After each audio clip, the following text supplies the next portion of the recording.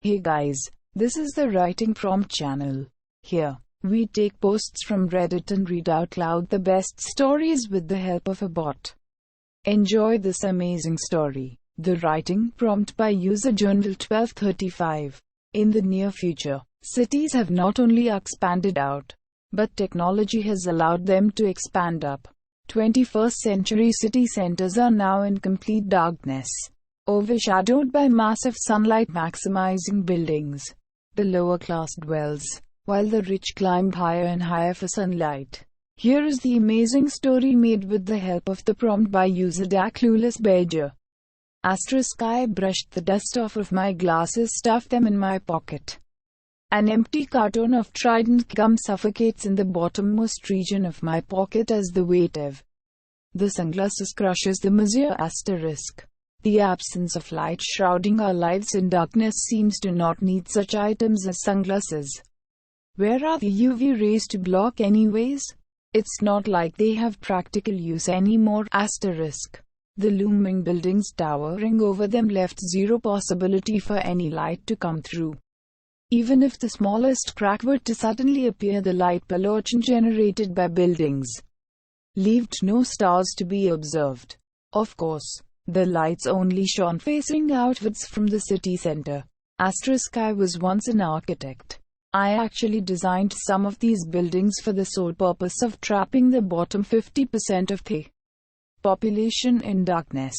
Screwed over by a self-proclaimed philanthropist, I lost my clients to a wealthier guy who owned many properties in Los Angeles. I still had no money, but the city taxes its citizens heavily in order to finish construction. I fell victim to these taxes asterisk. People living in the center freaked out. Protests delayed construction and was broadcast via helicopter. Amidst the protests, construction continued faster than before. By the time construction was finished, the whole city center was shrouded in darkness. Many people left just before the final crack of light was sealed up.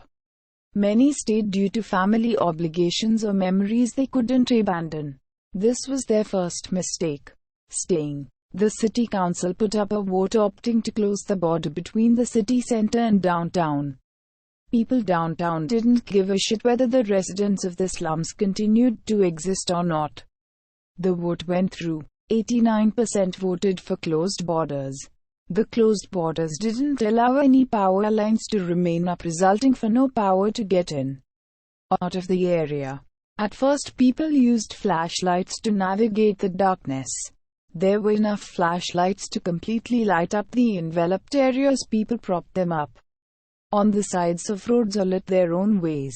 The center having only a limited amount of department stores or shops that sold batteries. The supply ran out within 3 months. Now that they didn't have any batteries to power flashlights, more primitive technology was used to emanate their world. Burning fires rampaged through the streets. Some people over excessively lighting them due to extreme paranoia and anxiety. Due to the mass panic, many buildings were set on fire, forcing many to move out into the streets. The patrolling police officers that were left to die in the center continued overlooking and governing the areas in their jurisdictions. Obviously, people weren't very fond of them and staged a rebellion which killed over 100 civilians, officers, and rebels. The smelled rotten. The scent of burning corpses carried along with each ember. Every puff of smoke wafting in the air tasted of disgust and neglect asterisk. Without any governing party, the population remaining was thrown into chaos. People mauled each other to death and stole various goods from grocery stores, which ruined whatever economy they had set out to achieve. I am getting sick of rat. The tanginess and sourness of its flesh sickens me. I sometimes eat my own vomit asterisk. After the food supply ran out, people resorted to eating whatever bugs or rodents they could gather. In order to survive, people used the rampaging flames to cook their food and to keep warm as the whole center smelled of burnt rodents and bugs. Not long after, people started to suffer from viral infections.